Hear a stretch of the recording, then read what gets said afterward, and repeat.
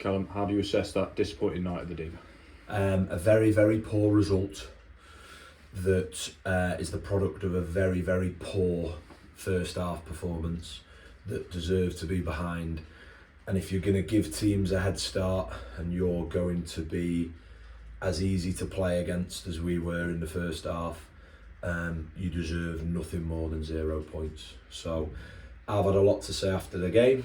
I'm not going to be critical about individuals and about the team outside of the changing room. I think that public element of criticism needs to be reserved for the management and the coach and the team. I've been really consistent with that, but that tonight was not good enough. End of.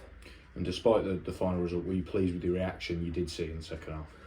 I thought we played really well in the second half, and that is absolutely worthless when you miss the volume of chances that we missed, when you miss a spot kick, which what a farce the build up to the spot kick was to lose the advantage. That was just rubbish all round, and that won't age well when you watch that back.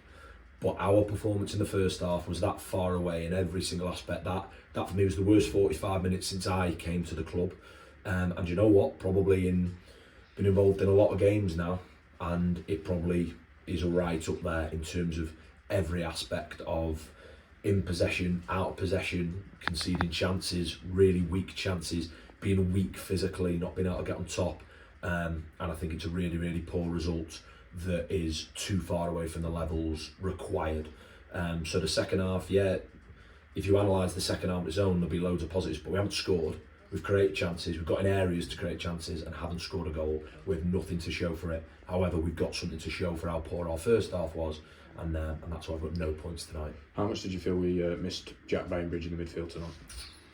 Yeah, but I think that's a cop-out, and I think it's unfair on Bambo. I hope people realise how important Tom Pearce is.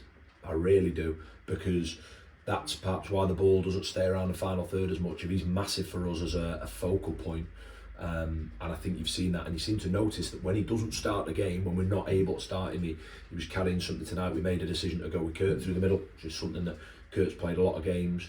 When we don't have Tom in that area, we seem to get beat. We seem to get beat to nil. We don't seem to put the ball in the net. Farsley, we draw, we don't score tonight, we don't score. Spennymoor on the opening day, we go without Pearsley, we don't score. He's a really important player for us. Yeah, Bambo is and Connell is, but that team that I put on the pitch tonight, I believe, and it sounds very, very silly to say after the game, I believe is good enough to beat our opposition, but not when we produce what we produce in the first half. But I'm not, and I've been consistent now for however many games I've been manager of this football club.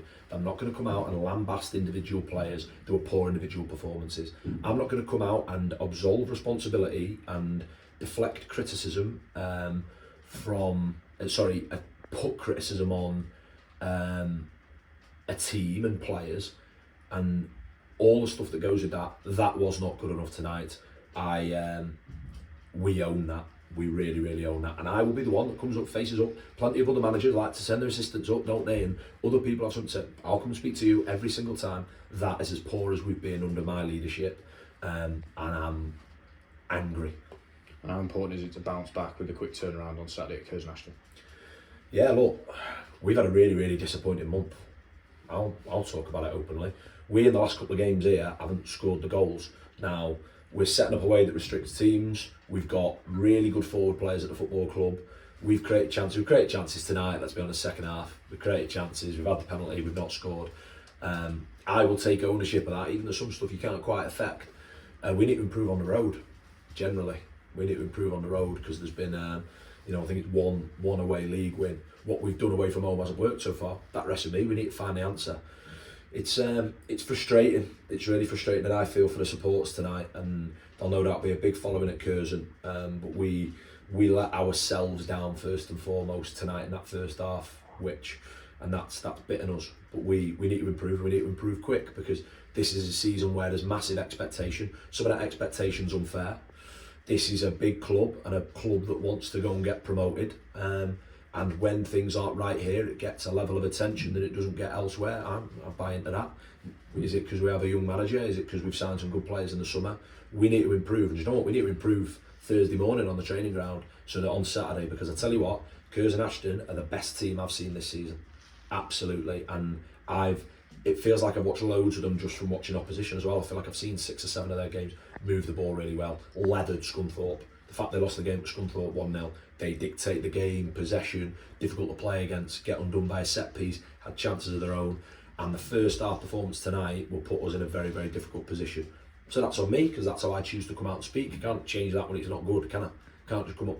But there is some stuff there that is very, very difficult to take from what I saw in the first half. Thank you, Cal. Thank you.